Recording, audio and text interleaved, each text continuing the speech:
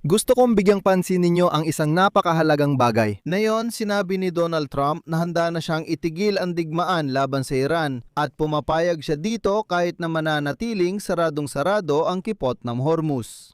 Sabi ni Trump, mula ngayon, hindi na niya at ng Estados Unidos problema ang kipot ng Hormuz. Pero ang pahayag ni Trump ay hindi talaga nangangahulugan ng totoong pantatapos ng digmaan.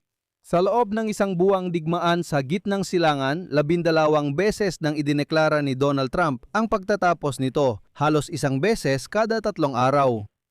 Iminumungkahi kung balikan natin ang lahat ng pagkakataong ito at suriin kung ano ang nangyari sa bawat pagkakataong nagbibigay si Trump ng ganitong pahayag tungkol sa pagtatapos ng digmaan.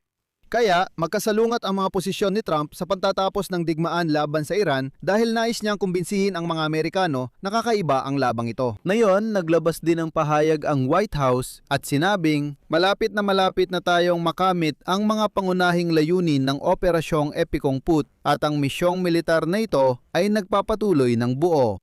Sinabi ni kalihim ng Estado ng Amerika na si Marco Rubio noong Lunes na lahat ng mga layunin ay natutupad ng mas maaga sa schedule o sa tamang oras at dapat maisakatuparan sa loob ng ilang linggo. Pero si Donald Trump mismo ang pinakamaingay sa pagsasabing matatapos na ang digmaan. Ilalahad ko ang 12 beses na binanggit ni Trump ang pagtatapos ng digmaan sa loob ng isang buwan ng digmaan. Unang pagkakataon, noong Lunes, ika-30 ng Marso, nagbanta si Trump sa kanyang post sa website na Trust Social na wawasakin ang enerhiya at pasilidad ng tubig ng Iran kung walang mararating na kasunduan sa pagtigil ng digmaan.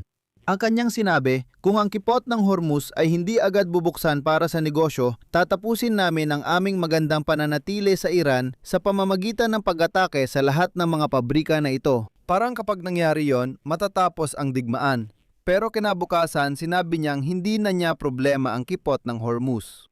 Pangalawang pagkakataon, sa pagpupulong ng gabinete ng mga ministro noong Marso 26, sinabi ni Donald Trump, natalo na sila, hindi na sila makakabawi. Ang rehimeng Iranian ay inaamin na ngayon sa kanilang sarili na sila ay tuluyang natalo. Sinasabi nila sa mga tao, ito ay isang sakuna. Sa totoo lang, sinabi ni Trump na talo na ang Iran at ang natitira na lang ay formalidad na lang ang natitira para maisapinal ang pagsuko.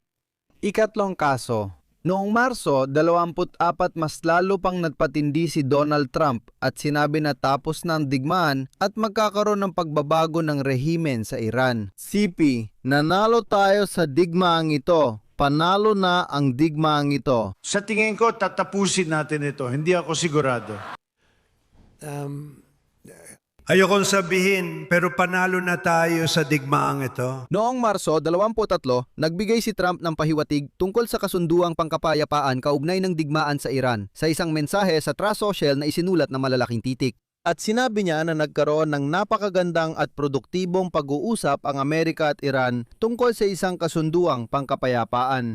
Ngunit agad ding idinagdag ni Trump na kung hindi matutuloy ang kasunduan at ito ay isang sipi, ipagpapatuloy natin ang pambubomba ng buong puwersa. Panglima.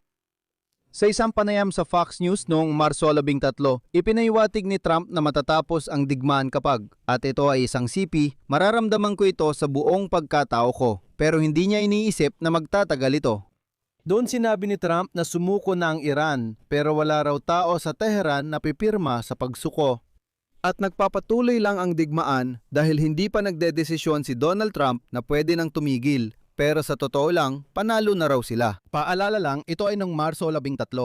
Noong Marso 12, nagbigay pahayag si Donald Trump tungkol sa digmaan. Halos tapos na sila, tapos na ang Iran. Hindi ibig sabihin na agad matatapos ang digmaan, pero oras na lang ang hinihintay dahil napagdesisyonan na ang lahat.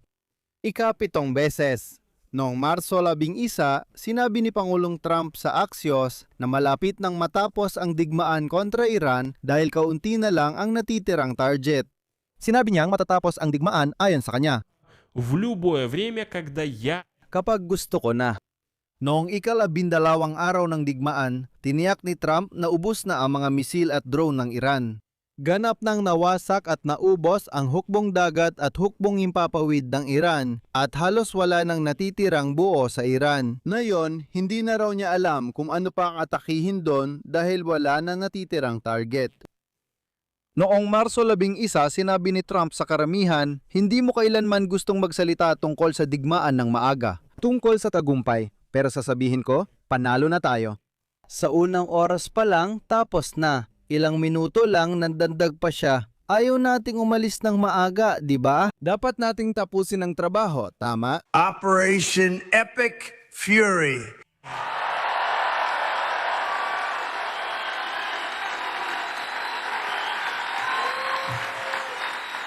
Is that a great name?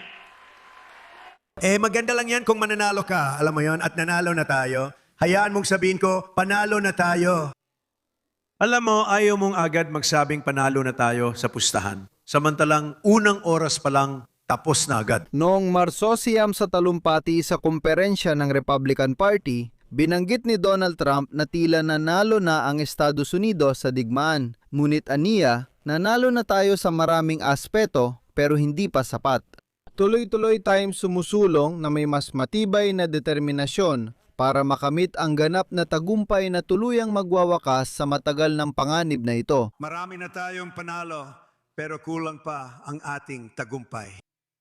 Tuloy-tuloy tayong sumusulong na mas determinado kaysa dati para makamit ang ganap na tagumpay na magwawakas dito. Noong Marso siyam, sinabi ni Trump na matatapos na ang digmaan laban sa Iran na ayon sa kanya ay ganap ng nawasak at itinuturing na malaking tagumpay. Ito ay noong Marso siyam. Sa ika-11 pagkakataon noong Marso 2 sa press conference para sa medalya ng karangalan sa 3 Amerikanong sundalo, ipinahayag ni Trump ang tagumpay sa digmaan. Madali nating matatalo sila kahit ano pa ang kapalit nito para sa atin. Meron tayong pinakamalakas at pinakamakapangyarihang sundalo sa buong mundo at madali nating matatalo sila. At ang ika-12 na kaso sa isang panayam sa ABC News noong ika-2 ng Marso, sinabi ni Donald Trump na naging ganap na matagumpay ang operasyon. Sa ikatlong araw ng digmaan, sinabi niyang halos tapos na ang operasyon. CP, walang ibang makakagawa nito kundi ako. At alam niyo yan? Sinabi niya na walang ibang makakagawa nito kundi ako. At alam niyan, walang iba. At ito ang bawat isa sa 12 beses nagdeklara si Donald Trump ng tagumpay o natapos na ang digmaan na malapit ng katapusan at iba pa. Lagi nilang sinasabi na hindi na kailangan ang tulong ng mga kaalyado ng Estados Unidos. Pero habang tumatagal ang digmaan na ito, lalong nagiging balisa si Donald Trump tuwing tumatang-i ang mga Europeo na tulungan siya sa digmaan laban sa Iran. Himihiling ko ang suporta ninyo para sa YouTube channel na ito sa pamamagitan ng donasyon, bayad na subscription o pagiging sponsor. Paano ito gagawin? Lahat ng link at mga detalye sa pagbabayad ay nasa video description. Mag-subscribe din sa Telegram channel kong Pechi News. Ang link ay nasa description din.